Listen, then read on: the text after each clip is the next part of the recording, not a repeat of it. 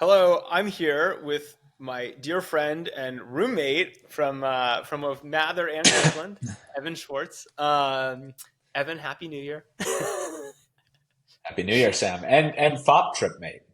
Oh, you're right. We go all the way back to we really branched out in Harvard, didn't we? We just stuck with the FOP In, group. It was a good Indeed, we one. did. Yeah, and look, we're just, Evan and I were just chatting about the overseers campaign, where things are, how Harvard's, changed since we were there, and what kind of needs to happen next. And Evan said he was willing to kind of hop on and record something, we could share of just kind of, like I say, perspectives from '05 to '05. Indeed. So Evan, with that said, I mean, I know we've been talking about this a little bit, and you've been talking some, like, what is your? I'm just kind of curious, like, gut reaction. There's a ton has happened, since 10/7, kind of in the fall.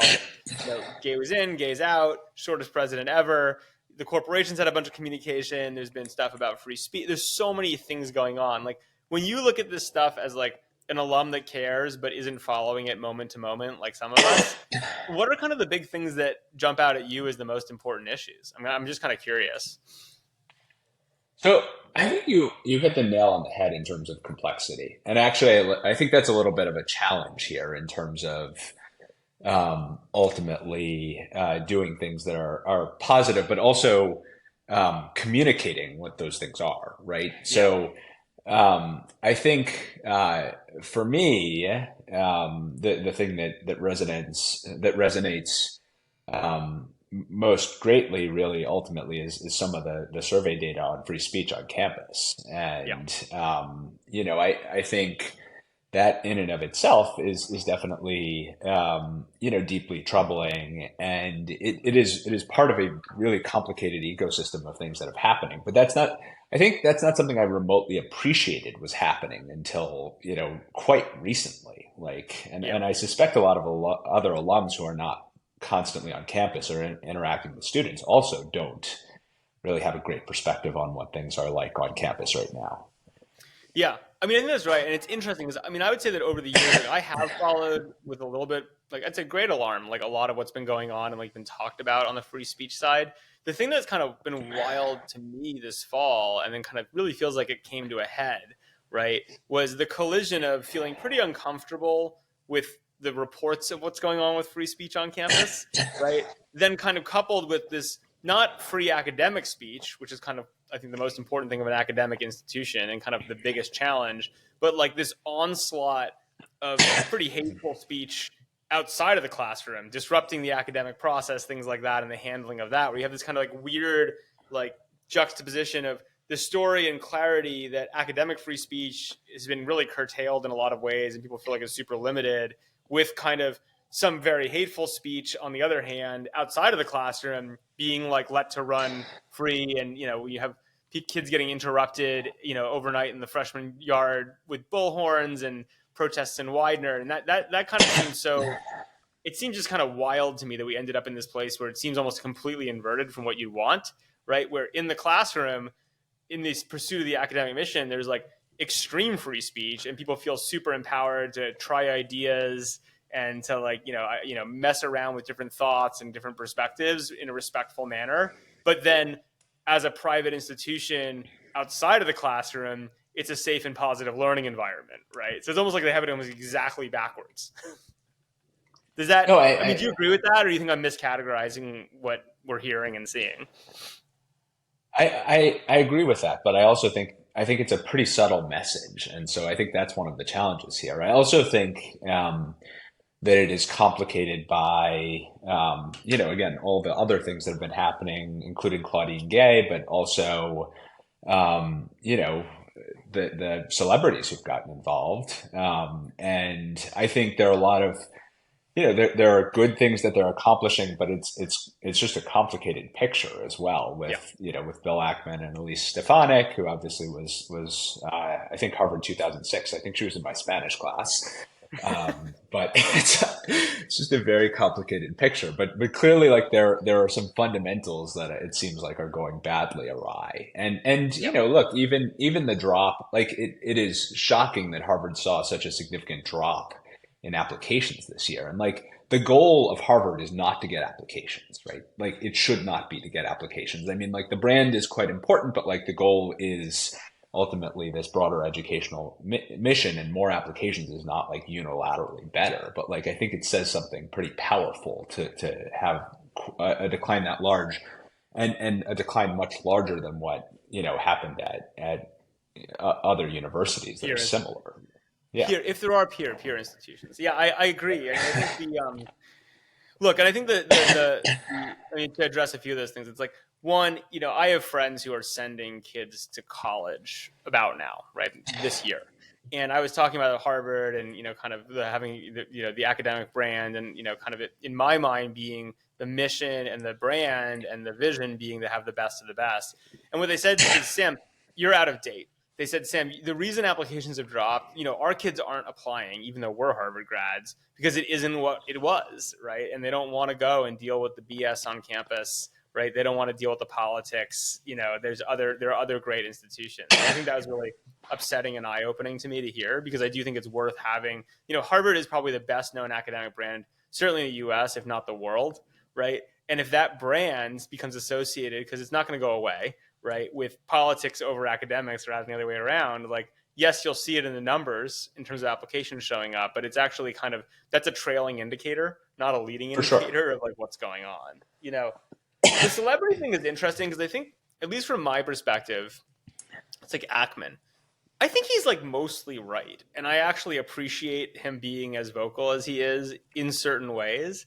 But I do think there's a challenge to what you point out, which is, Harvard is designed, and I think this is actually a good thing, to be extremely insulated from the outside world. Like, you want your academic institutions to not be swayed by the outside, because you want them to be resilient to whatever's going on in Washington, right? Like, I remember, like, even like, I remember like when I helped raise money for like senior gift.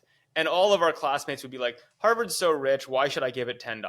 Right. And my biggest argument was always, you want Harvard to be super rich because you want it to be insulated from the ups and downs of the outside and political world. Like, that's super valuable for a long-term, academic institution. The problem is that I think because of this, like, Harvard will reject anything from the outside, which I think is not necessarily generally bad. That works great when the pressure doesn't make sense or when they're making good decisions. But when decisions go badly, right, or you have the wrong structures that are making the university prioritize the wrong things, it makes it really hard to recover from, because you almost like can't take feedback, right? So I think the Ackman thing does feel like a double-edged sword, which is, it's good that he's putting a light on it. Same thing with Stefanik. It's like, look, I don't think I agree with almost anything she's probably ever said, but I think she like shined a good light, right, in terms of real issues.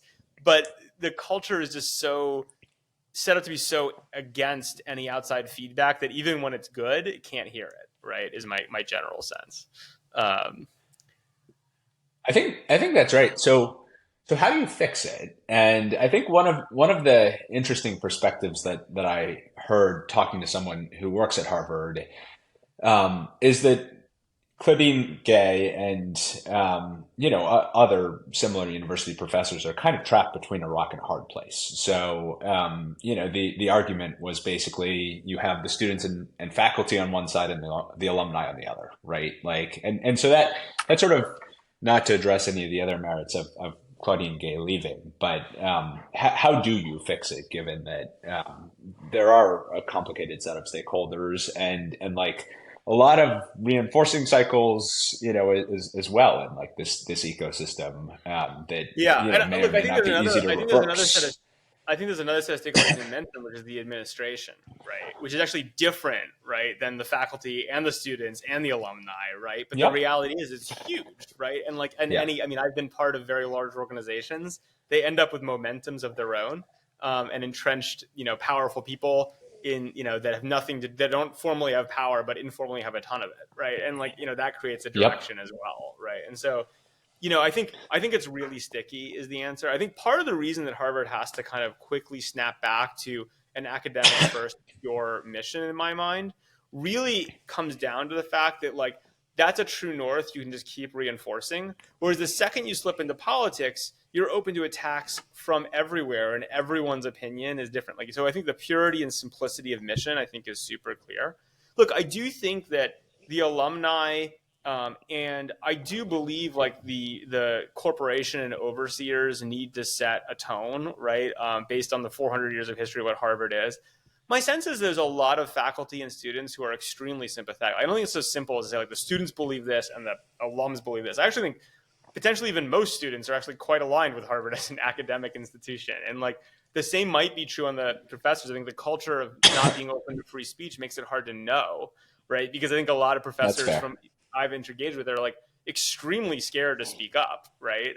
Same thing with students. Like that's part of the problem with missing a free speech culture. You actually don't know where people are at. But my sense is that with good leadership, because things do come down to leadership and communication, um, you can get the university rapidly back to a good place. But I think it's going to require like some people being unhappy, right? Or some people feeling,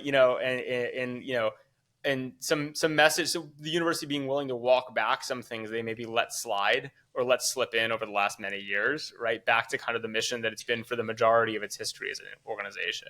But it's not easy, right? And I do think, if nothing else, the nice thing about alums getting involved and speaking up, my biggest dream is that one, I can get elected to the board of overseers and become an insider to the extent that I can ask questions, right?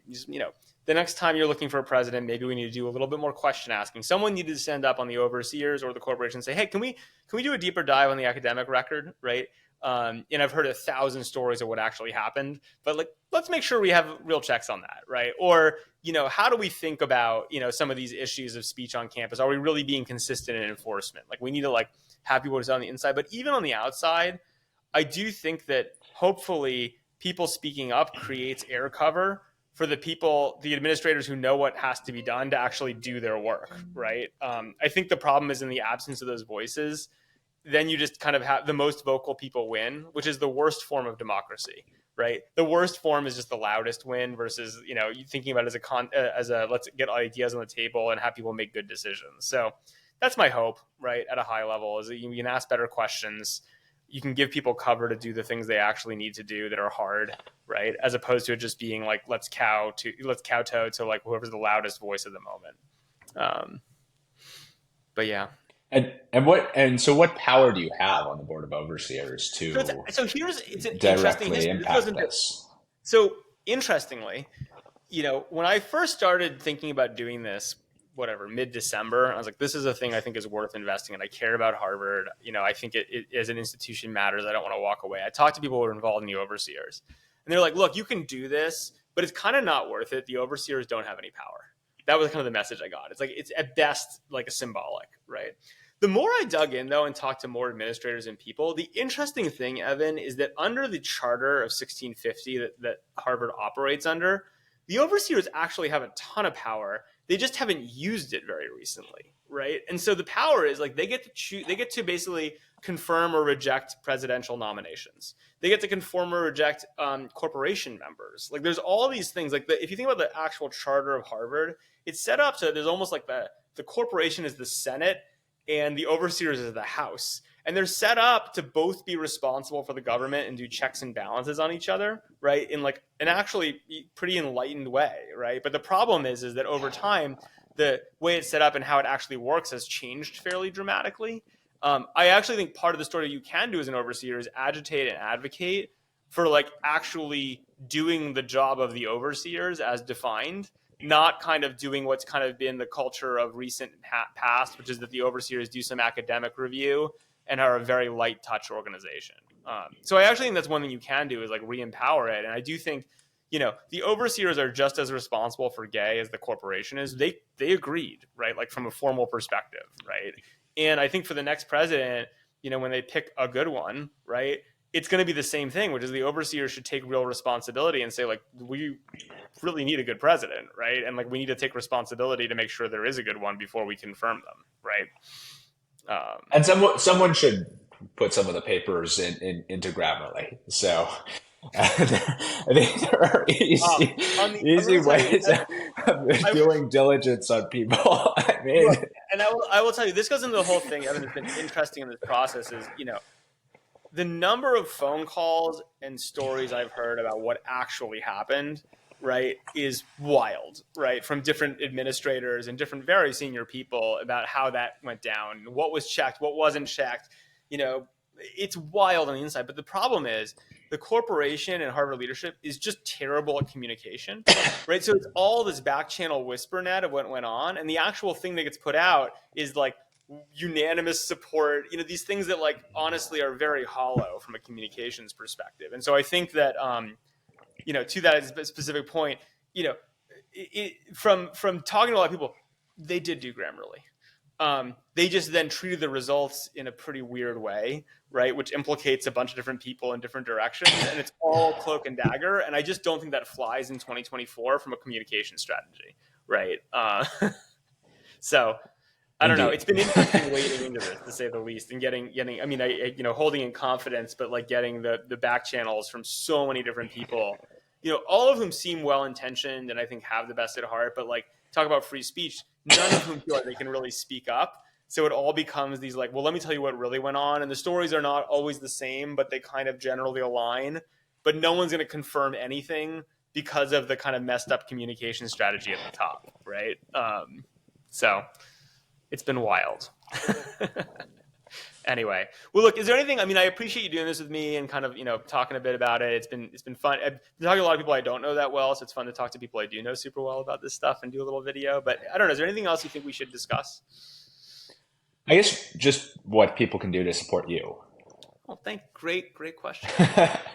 Yeah, look, I mean, for me, it's really tactical. You know, I need 3,300 signatures by the end of the month to write me into, you know, into the ballot for overseers. For what it's worth, I'm fairly confident that if we can get that done, winning will be doable because, again, it's 10% of the entire number of people that tend to vote in these things, right, have to go in and go through this web flow and actively write you in. So if you go to samforoverseer.com/nominate, there's a, you know, there's a form there that kind of walks you through how to do it. If you have a Harvard key, it's easy. If you don't, getting a Harvard key is kind of annoying, but I'd ask you to do it and share it with your friends. And, you know, let's see, you know, again, I will be a voice of reason is the thing I promise, and a voice of difference, a different voice. Excellent. I think we need that. Thanks, Evan. Let me stop.